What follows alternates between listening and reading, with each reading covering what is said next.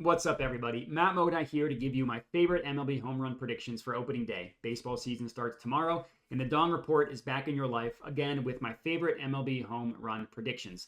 Last year, we had amazing success on the Dong Report. Those of you who followed along can attest. And we had a nice little amount of success to start this season as well. We had a small sample of games last week. We had a 2-game mini series between the Dodgers and the Padres. I gave out a total of 4 home run predictions.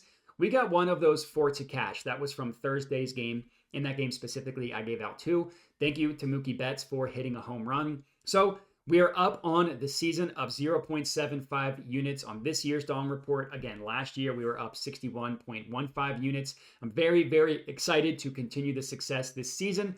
So if you're new here, I would appreciate it if you could hit that subscribe button. And then, of course, comment on the video, like the video, all that stuff helps me out a ton. But enough about that. Let's chat some dongs. So for our first pick of opening day, this is in the Cardinals versus Dodgers game. I'm taking Mookie Betts to hit a home run, plus 425 odds at bet365.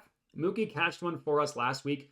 Let's just go right back with Mookie and hope he cashes one again. One thing that I do want to preface before I get into everything is that it's a pretty brutal weather day for home runs, just to be honest with everybody. There are only 2 games on tomorrow's slate that are positive from a weather perspective for home runs to be hit. This is one of those games, obviously. And my source for this information is Ballpark Pal. So they will give you the weather, the wind direction, the temperature, and also look at the ballpark itself and come up with home run predictions. And again, or home run chances, I should say, percent chances for home run increase, decrease. And there are only 2 games that are positive. Luckily, we still have 2 games, and this is one of them. So let's dive into Mookie Betts. Now, I mentioned that I cashed Mookie last week. I'm comfortable riding with him again. If you didn't watch that video, I can kind of give you my reasoning for Mookie Betts. So he admittedly is not as good against right-handed pitching than he is against left-handed pitching. And it's not as though he's bad against right-handed pitching, right? He's still good. He's just better against lefties. Although last week, the game he hit a home run,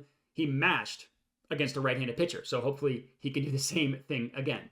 You want to take this next stat with a massive grain of salt because he's only had 6 at-bats on the year. But hey, through 6 at-bats, he's got an ISO rate of 60%. If you are new to my channel, I promise I won't explain it every single time, but ISO rate stands for isolated power. Just measures how much power a batter has. And anything that is 25% and above is considered excellent. His is at 60%. Now that's inflated because in those 6 at-bats, he absolutely crushed 1 home run, and then he had another ball that he absolutely crushed as well. So 60% of the time against right-handed pitching, he mashes right-handed pitching. Again, that's a small sample size, but hey, it's at least good that he's seeing the ball well. His barrel rate on the year as well is 11.1%. That's in the good category. And as for last year, which is a much bigger sample size, he had an ISO rate that was still considered good against right-handed pitching. It wasn't excellent. It was between 20 and 25%, which is considered good. And he had a barrel rate of 12.4%, which is also considered good. As for the pitching matchup, as I mentioned a bunch of times now, he does have better power against left-handed pitching than against right-handed pitching. But even though he's facing a righty today, Miles Mikolas, I hope I'm pronouncing that name correctly, Ballpark Pal, which looks at where a batter hits and what he hits well and all that stuff and what a pitcher pitches, has this listed, this batter-pitcher matchup, listed as an extreme advantage in favor of Mookie Betts. Literally the highest Ballpark Pal will go is a plus 10 or minus 10 advantage. It has this, or minus 10, I guess, would be in favor of the pitcher. He literally has this as a plus 10 advantage in favor of Mookie Betts, the highest rating that website will give. In that last game, last week where Mookie Betts hit a home run, he hit a ball that went the farthest distance of the game. It would have been a home run in 30 out of 30 stadiums. Had an exit velocity of 101.5, a launch angle of 29 degrees. That is purely and simply perfection. For context, I mentioned this in the last video, but the sweet spot for home runs for dongs is an exit velocity of 95 miles per hour or higher with the launch angle between 25 and 30 degrees. If that happens, more often than not, you will hit a home run. Mookie's been seeing the ball well. I'm very confident he's going to go yard for us once again. Hopefully he does, cashing our first play. Next up, our second pick of the video, Yankees versus Astros game. I'm taking Jose Altuve to hit a home run, plus 475 odds at Bet Rivers. So this is the second game that is a positive weather game for home runs to be hit, again, according to Ballpark Pal. Now, looking at the stats here for Jose Altuve, I'll admit you have to take a little bit of a leap of faith with Altuve because he was, to put it frankly, he was not great in the regular season last year. Now, he started raking when the playoffs started. So maybe whatever funk he was in the regular season, he broke out of that in the playoffs, and he's going to carry that over to this regular season as well. He wasn't horrible. He had an ISO rate of 21.1% on the year. That's barely in the good category, still considered good. But admittedly, he wasn't as good against lefties either. 3 of his 17 home runs last year were hit off of left-handed pitchers. But as I mentioned, he was on fire in the playoffs last year. He hit 4 home runs in 51 at-bats, and he had an ISO rate of 30.6%. And if you go back the year before, we're looking at the 2022 regular season, he had an ISO rate of 31.9% against lefties. So he does have a history of success against left-handed pitching. It just wasn't quite last year. Last year, he started the year late because of an injury. He never really seemed to get out of his funk until the playoffs started when he was on fire. So again, a little bit of a leap of faith, but I do like Altuve in this one. And he should have the matchup advantage against the pitcher as well. So the pitcher for the Yankees is Nestor Cortes, who had a horrible year last year, which we're going to get into.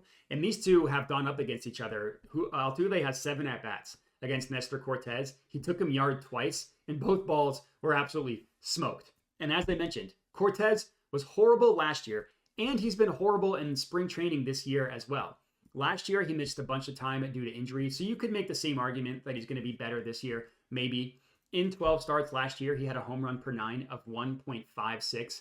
That is horrible.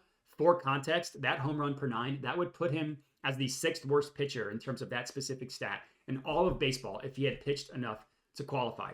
And then in spring training, which I always say you got to take with a grain of salt, whatever issue he had last year, he did not seem to get over in spring training because he had a home run per 9 of 1.93, which is awful, and an ERA of 7.71, which is awful. And the last point I'll make here is the Astros Stadium is generally better for right-handed batters to hit home runs versus lefties. They have a really short left field wall, so if you can get a hold of one and you can pull it, you can hit home run much easier as a right-handed batter than a lefty. So that's another, obviously, point in favor of Jose Altuve.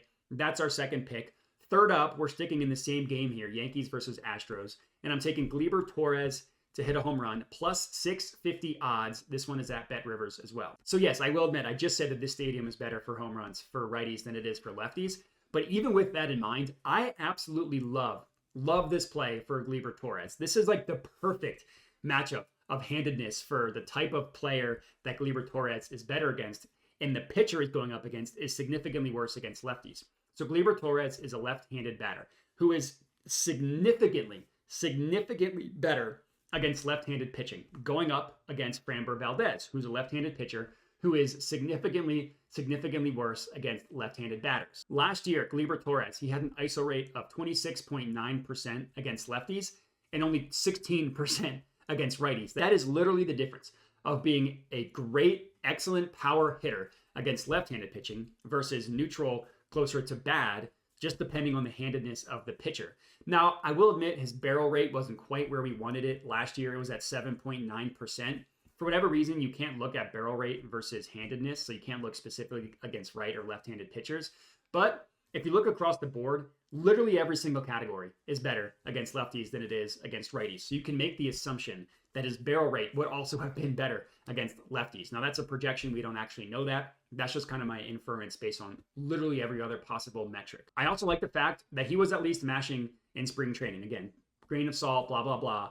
But he had an ISO rate of 28.9% in spring training, and he hit 3 home runs. So that's pretty good. Hopefully he's ready to continue to mash some dongs for us in the regular season. And as I mentioned, Framber Valdez, way better against righties than he is against lefties. His home run per 9 against right-handed batters, 0.77. That's very good. Against lefties, that goes up all the way up to 1.3 home run per 9. That's not very good. He was more boom or bust against left-handed pitching. He struck out more lefties, but he gave up significantly more power against lefties as well. And this is another situation, according to Ballpark Pal, plus 10 extreme advantage in favor of the batter, which makes sense based on everything I've said. And that's all we got. 3 dong picks for you guys. If we get one of these to cash, we will at least be profitable. If we can get all 3, we will be rich. So let's hope for that. And that's all we got. Appreciate everybody for watching. Make sure to like the video, comment, subscribe. And the last thing I mention it at the end of every video, is I do have a Dub Club. It's only $5 a month, and you can get all my plays texted to you, sent directly to your phone via text, email, or Telegram. Now, one thing I do want to be clear about is all the plays you see me give out for free, whether it's MLB, NBA, on YouTube, or on Twitter. Those are the same plays that I send out on Dub Club. the reason why I even have the Dub Club and why people pay is not everybody cares about the YouTube videos. Not everybody has time to watch the YouTube videos, or by the time people are able to watch them, the odds change. So I came out with the Dub Club as a way to combat all three of those. You don't need to worry about setting on notifications for Twitter or watching all my YouTube videos. If you want a tail, you can just get the Dub Club for $5 a month, have everything sent to your phone, or you can pay the best price of free, get everything for free on YouTube and on Twitter. It's totally fine with me, however you want to do it. And now that's all we got. Appreciate everybody for watching, and have a good one.